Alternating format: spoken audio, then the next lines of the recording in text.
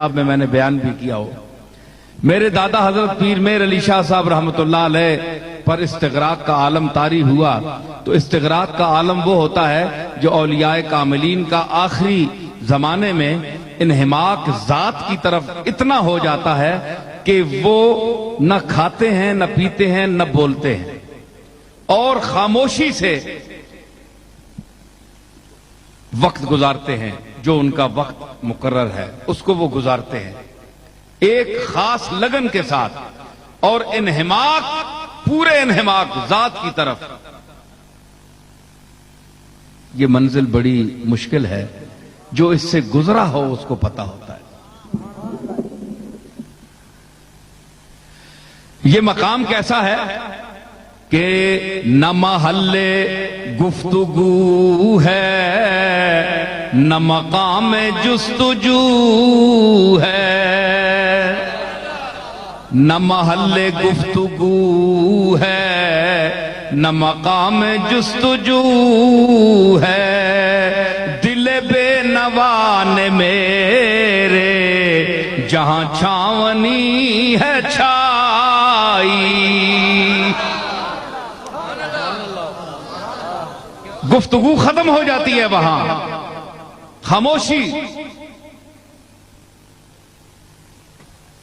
مسلسل خاموشی. اعضاء مضمحل ہو گئے، جسم جواب دے گیا.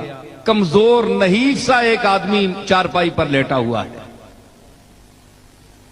اتنے میں آپ کو پتا ہے کہ اتنا کمزور آدمی بول بھی نہیں سکتا، سن کیا سکے گا، گرانگوش ہو جاتا ہے، اونچی بات سنتا ہے. بڑھا آدمی 80-90 سال نہیں عمر رہا.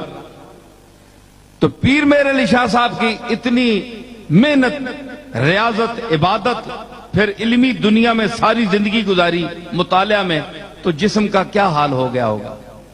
نکاحت کے آخری درجے پہ تھے. تو ہمارے وہاں ایک ان کی خادمہ رہتی تھی، تو وہ جو ان کی باری تھی اس کے پاس آئیں اور وہ جھانکنے لگی، جس کو آپ ونڈو کہتے ہیں، کھڑکی، جھانکنے لگی. تو پیر صاحب نے بڑے نحیف تھے، فرمایا اپنے جو خادم تھے محبوب عالم صاحب، ان سے فرمانے لگے کہ محبوب ہم کمرے میں کتنے آدمی ہیں؟ انہوں نے کہا کہ آپ سمیت 4 آدمی ہیں یا 5 ہیں. تو تھوڑی دیر گزر گئی، پھر یہی پوچھا سوال، انہوں نے یہی جواب دیا. تیسری مرتبہ پھر فرمایا کہ کتنے آدمی ہیں؟ انہوں نے کہا جناب 5 آدمی ہیں آپ سمیت یا 4 آدمی ہیں. فرمایا کہ تو ٹھیک کہتا ہے، یہ اب سنیے، تو یہ ٹھیک کہہ رہا ہے کہ 4 آدمی ہیں، لیکن میں تمہیں بتاؤں کہ میری سمجھ کے مطابق اس کمرے میں 5 آدمیوں کی سانس چل رہی ہے.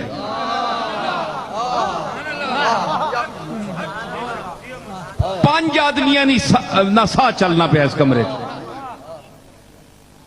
انہاں آکھیا جناب اتھے بندے تا 4 ہاں تے بندہ اور کوئی نہیں، 5 آدمیاں نہ سا کس طرح. وہ بارش کھلوتی نہ مائی آکھیا ہے مینڈا پیر میں کھلوتی ہیں ویک. فرمایا چلیے تائیوں میں پہ آنا بھائی 5 آدمیاں نہ سا چلنا پیا، 4 نہ کتے چلنا پیا. تو اتنا مجمع بیٹھا ہوا ہے، بڑے سے بڑے امریکہ کے فارغ ڈاکٹر کو بھی لے آئیں، مشینیں لائیں یہاں رکھیں، سانس کیچ نہیں کر سکتی کوئی مشین. سمجھ آئی؟ سمجھ آئی؟ سانس کیچ نہیں کر سکتی کہ 10 آدمیوں کے سانس ہیں، 5000 آدمیوں یہاں بیٹھے ہوئے ہیں. یعنی سانس گن کر، آدمی گن کر تو سانس بتا سکتا ہے، لیکن سانس گن کر آدمی نہیں بتا سکتا.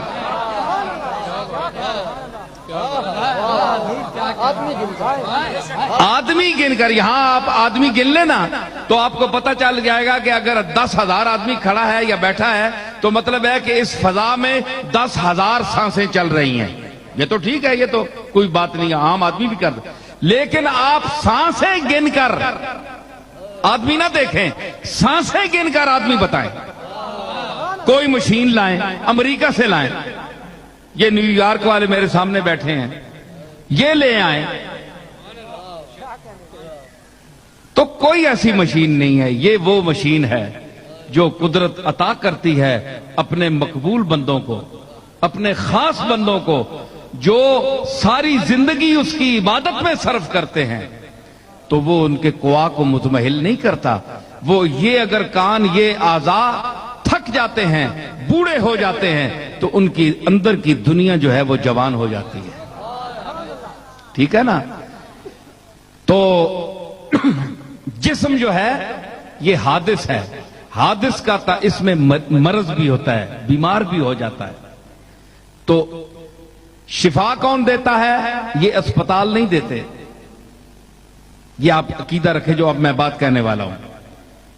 افتتاح تو ہم کر رہے ہیں خدمت خلق کے حوالے سے، جیسے کہ راجہ صاحب نے بھی کہا کہ یہ بڑی سعادت ہے کہ ایک آدمی اللہ کی مخلوق کے لیے کوئی ایسا ادارہ قائم کرے، تو اس دور میں بڑی ذرا مشکل بات ہوتی ہے۔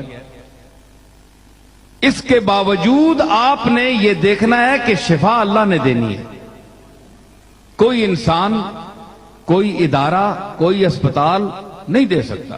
اگر شفا اسپتالوں میں ہوتی تو یہ بڑے بڑے جو لوگ جا کر امریکہ میں مرتے ہیں تو یہ کبھی نہ مرتے۔ یہ اگر اسپتالوں سے تقسیم ہوتی شفا تو کبھی یہ لوگ نہ مرتے بلکہ ہمیشہ زندہ رہتے۔ ایک یہ ذہن میں رکھیں کہ مرنا سب نے ہے، ایک وقت مقرر ہے۔ وَلَن يُؤَخِّرَ اللَّهُ نَفْسًا إِذَا جَاءَ أَجَلُهَا، جب کسی نفس کی موت آ جائے تو اللہ اس کو پھر آگے پیچھے نہیں کرتا، اس نے وقت پر مرنا ہے۔ تو جب تک آپ نے زندہ رہنا ہے، اور اس نے اگر آپ کی قسمت میں شفا لکھی ہوئی ہے تو آپ کو